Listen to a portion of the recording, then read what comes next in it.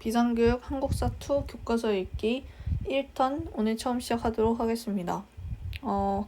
오늘 나갈 부분은 오늘 제가 본 부분은 요 소단원 1인데요. 중요한 건 형광펜으로 쳐놨습니다. 먼저 제국주의 질서와 일제 식민지 통치 정책인데, 이제 일제가 저희 나라를 어떻게 먹었는지, 일제 강점기가 어떻게 진행이 되는지 그거를 설명하는 파트이고요. 처음에는 일제가 이제 그냥 막 무단 통치를 하기 시작을 해요. 막 무조건 따라야 된다 약간 이러면서 다 억압을 하거든요. 그러니까 이제 그 배경이 제 세계 1차 대전과 러시아 혁명인데, 19세기 후반 제국주의 열강은 그러니까 약간 강한 나라들, 미국이나 영국 같은 애들이 식민지 확보 경쟁을 벌였어요.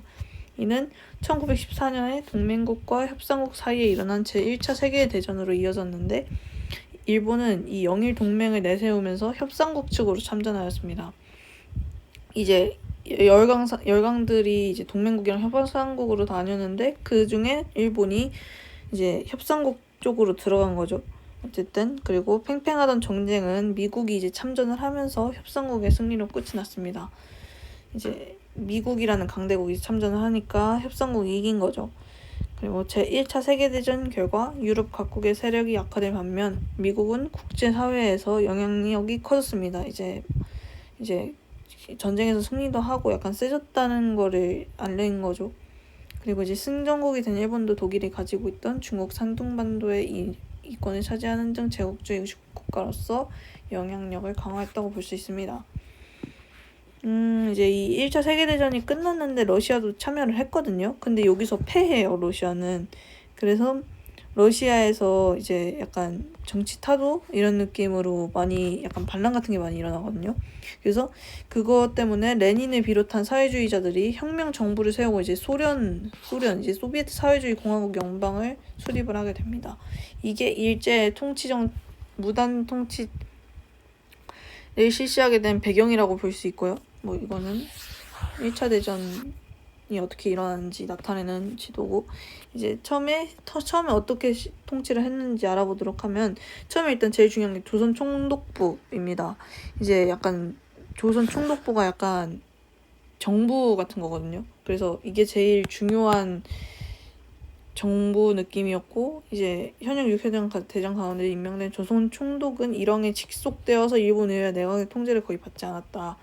그리고 입법 이제 이 총독부라는 그 건물이 행정권, 입법권, 사법권 및 한국에 주둔하는 군대를 지휘하는 군 통수권까지 다 먹어서 이제 이제 완전히 엄청난 권력을 행사를 하게 됩니다. 그리고 그런데 이제 막 반란 같은 걸 막으려고 그나마 조금이라도 한국인을 정치에 참여시킨다는 명분 하에 중추원이라는 건물을 또 세우고 총독부의 자문 역할을 맡겼어요.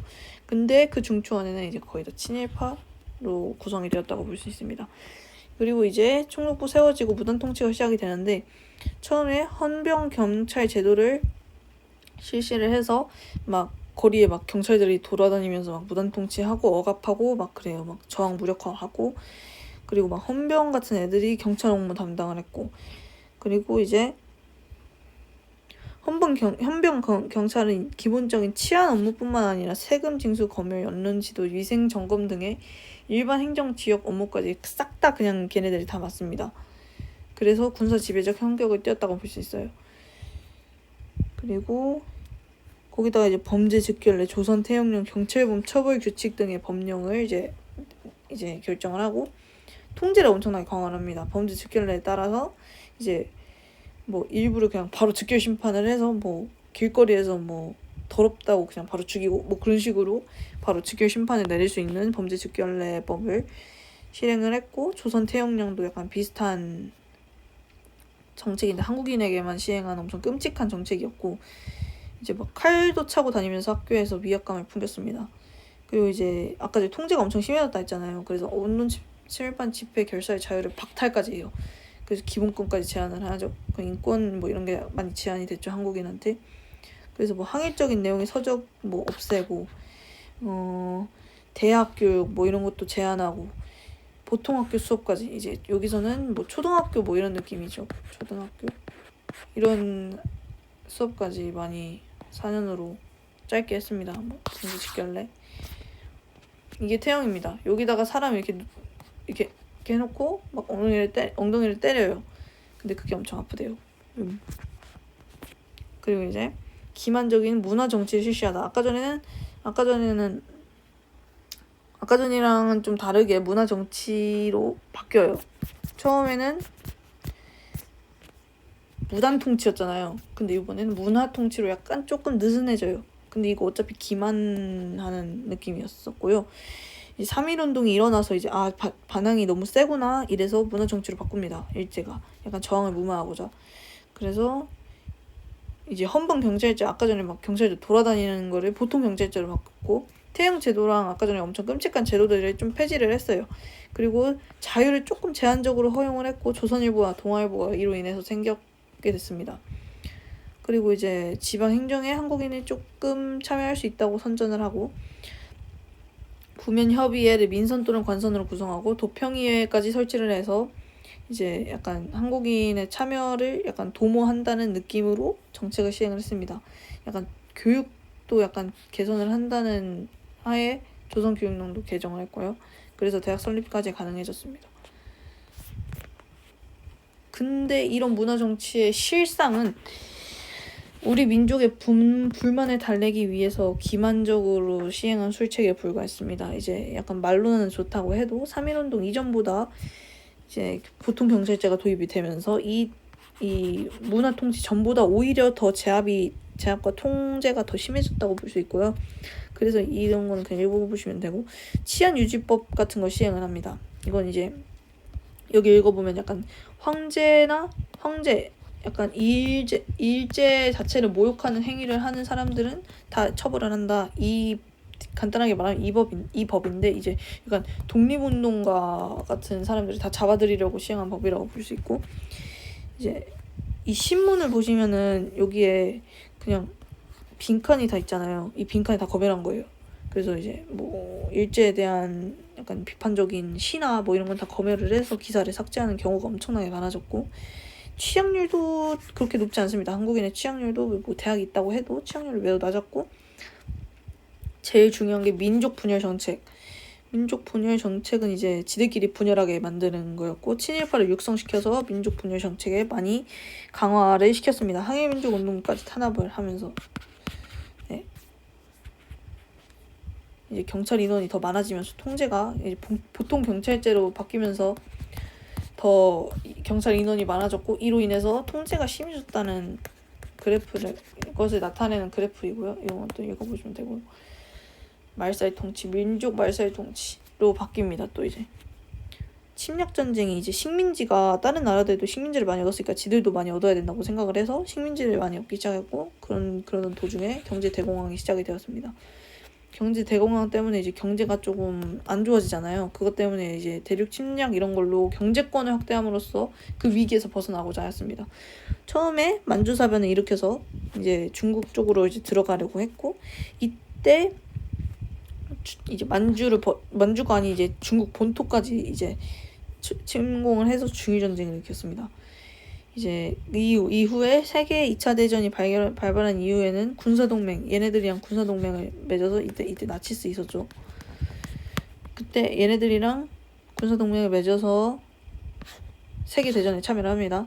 그리고 이제 대동아 공영권까지 결성을 해야 된다고 주장을 했고, 나중에 이제 미국이 그래서 협박을 합니다. 이런 것 때문에 약간 협박하면서 철수하라고, 중국과 동남아시아 그러니까 전쟁 그만하라고 미국이 협박을 했고, 경제 제재를 가하였습니다. 이제 세계대전이 끝나게 되는데요. 미국 어쩌고 하면서 이 둘이 이렇게 대립을 하는데, 일본이 처음에 이제 미국한테 약간 도발을 해요. 아시아 태평양 전쟁을 일으켰고, 이로 인해서 미국이 빡쳐서 미드웨이 해전에서 결국 승리를 해버립니다. 미국이. 그래서 연합군, 그러니까 미국이 포함된 군이 이제 유리해졌고, 일본도 패하면서, 그리고 일본도 많이 안 좋아졌습니다. 그것 때문에 일본 본토 공격당하고 히로시마에 원자폭탄이 투하되면서 세계 2차 대전이 일본의 약간 무조건 항복으로 마무리가 되었습니다. 예, 중일전쟁을 일으킨 후에 일제는 이제 국가총동원법, 이제 지들 경제 같은 거 살리고 그 전쟁에 대해서 약간 도움을 받기 위해서 한국을 약간 수탈하고 한국의 자원을 수탈하고 그런 걸 했는데요. 그게 국가총동원법이라고 합니다. 국민정신총동원 운동이라고도 하는데 이제 이런 연맹, 국민정신총동원 조선연맹까지 뭐 이렇게 설치를 해서 뭐 애국반 두고 이렇게 수탈을 합니다. 결국은 수탈이라고 볼 수 있고, 강제 동원, 병사나 학도 지원병, 징병제, 국민징용령 이런 느낌 다 군사 느낌이잖아요. 이제 강제로 군사를 수탈했다고 볼 수 있고요.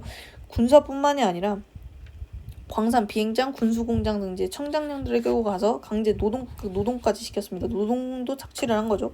그리고 이제 여성들을 이제 유명하죠. 일본 위안부가 이때 등장을 해요. 위안부에서 이제 막 성폭행도 하고 막 나쁜 짓을 많이 해서 끔찍한 사람을 강요를 했습니다. 그래서 이때 엄청 한국인들이 고통스러웠습니다. 민족 말살이 통치, 문화 통치하다가 민족 말살이 통치로 넘어갔다고 했잖아요. 그때 이제 한국인의 침략 전쟁에 효율적으로 동원하려는 의도, 그러니까 아까 전에 전쟁을 많이 일으켰잖아요. 그때 이제 군사나 그런 걸 많이 동원하기 위해서 한국인까지 끌어들인 건데, 미나미라는 사람이 내선일체를 강조하면서 한국 식민화 정책을 강화하였다고 합니다. 이제 일본 한국 식민 서사 뭐 국가 같은 걸 막 강제로 암송하게 했고, 뭐 절하는 거, 강제로 절하는 거, 뭐 창씨개명, 뭐 우리말 사용 금지, 한국 식민 학교 뭐 이런 식으로 대일본 제국에 너네가 여기에 소속되어 있으니까 한국말 쓰지 말고 일본어만 쓰고 살아라, 이런 식으로 통제를 합니다. 그러면서 이제 원래 조금 아까 전에 조선일보랑 동아일보 이런 게 조금 끌리면서 조금 언론의 자유가 생겼잖아요. 이런 걸 다 폐간했어요. 다 없어졌어요. 이거는 그냥 관련 영화. 네, 여기까지 하겠습니다.